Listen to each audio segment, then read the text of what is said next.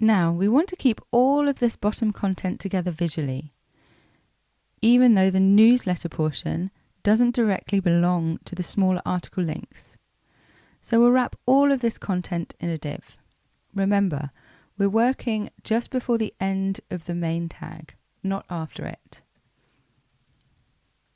For the moment, let's just concentrate on these smaller article links. So let's create a section just for those.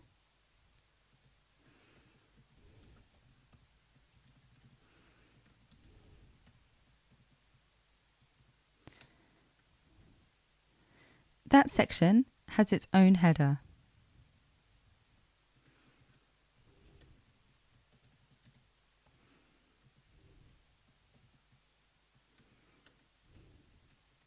We'll make this an H2, as it's not quite the main header of the whole page.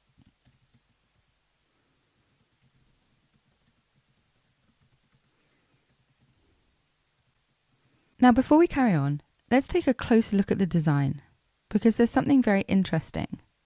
If we look at each of these smaller cards, there's an image, a link to the category, a time, a header, a paragraph, a read more link.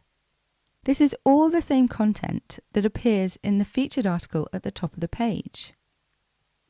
Nothing actually deviates. If that's the case, we can just copy the same HTML from the top article into these 4 smaller articles in the section that we've just created. So let's do that. You can, if you want to practice, write it all out again, and I would recommend doing that. So what I'm going to do is just take this article, copy it, and then put it inside this section 4 times.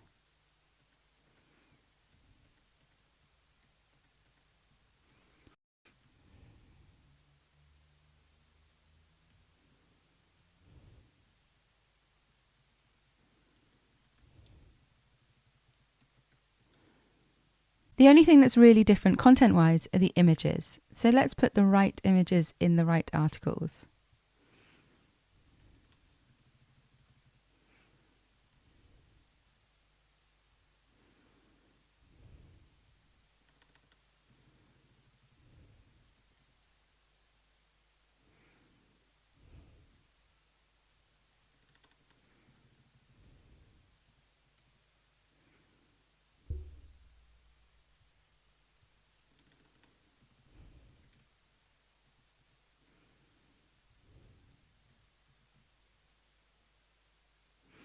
Now if we take a look, we've got our 4 smaller articles underneath the main one.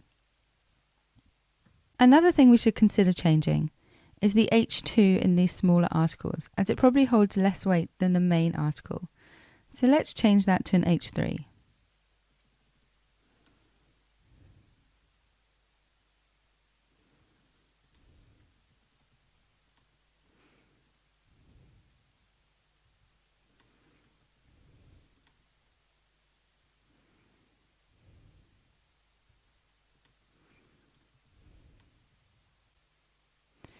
There's one more part of this section, which is the Load More Goodness button at the bottom.